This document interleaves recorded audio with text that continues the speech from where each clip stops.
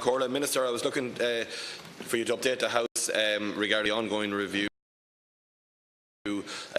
for those in receipt of contributory pension since 2012, and when you expect the review to be complete, and maybe just to give us an overall, obviously people all around the country have got those letters about the review, and it would be good to get an update as to where the process is at now. Thanks, Chair. Count Corla, I might actually attempt to finish on a positive note, if that's worth anything. And I want to thank you, Deputy Hayden, because you've had a particular interest in representing in the main the women in Kildare for the last number of months until we get this over the line. In late September, following what was a phased recruitment of over 70 temporary staff, the examination of the 79,000 individual social insurance records of pensioners identified for the review commenced. The work is going to continue until the end of the year, and given that we're very, very nearly close to that, at the end of this week, I would expect it to be coming to an end at the end of this week. The number for review will increase weekly as the new non-maximum rate state pension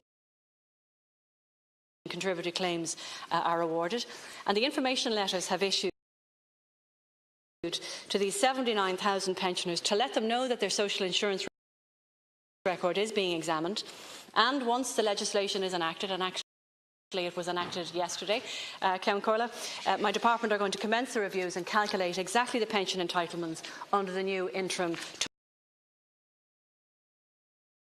total cons approach. And as the reviews are processed, the pensioners involved will have their outcome of their review, or if it isn't as obvious to us because we have gaps in their payment records, they'll be asked to provide further information to allow the review to be concluded.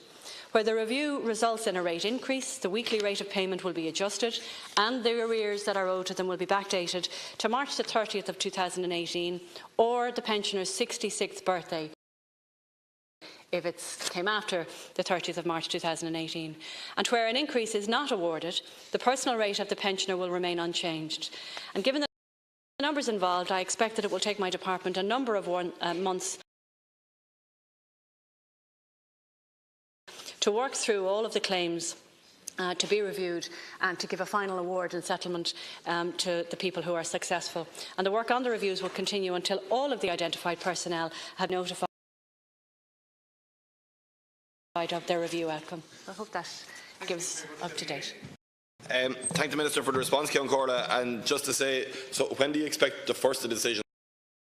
Obviously, the whole process will take months, and the last of the people will be a number of months before they get it. And I'm sure difficult cases where you're trying to access information will take that a little bit longer. But in the main, as a huge bulk, will some people expect to get confirmation of decisions in January, February? And do you think we get through quite a few in the first part of that year? You know, I keep asking these questions because there is a huge level of interest there. People, because up until when the letters came, they probably doubted this was actually really happening, and to know for sure that it is, and that it is going to be backdated to last March, is really important for those people. So if we could just give a broad outline of when you think the first decisions will be made, and how many you might get through in those first few months. I know 79,000 is not an insignificant amount of people to get through for you and your officials. Yeah, thank you. And don't apologise for asking the questions, because I doubt there's a TD in this House that doesn't meet women at the weekend and ask the same question, because I know I certainly do.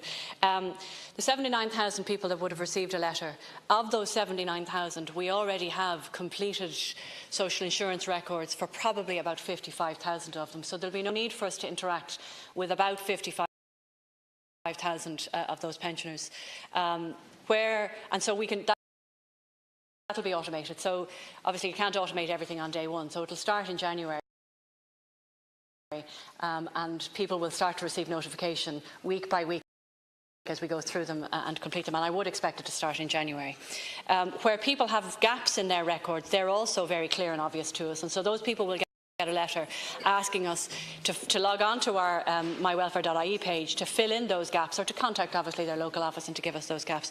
So I think it'll become very evident early in 2019 that people will start to receive not only their increased payments but also their backdated payments to March 2018, but also those people who do have gaps where we can't explain, maybe we have a year missing contributions in 1972 or 1979 and we have no obvious explanation because we can't match it with the PPS number of a child that was born in the same year. And we've done all that work, and so we've done all the preparatory back office work where we can with individuals, and that's how we've been able to provide complete records for some 55,000 people. Where we don't have those complete records, we will contact people very early in the new year and ask them to come forward. So you will see movement, but also just to reassure people that if somebody's at home and they don't get a letter and they don't get a payment and it's the middle of February, not to worry. We did take on 70 new staff to do this, but there are 79,000 individual records, and obviously we've allocated for January, February and March. That concludes questions. I'm afraid time is up. We must move now to the next item.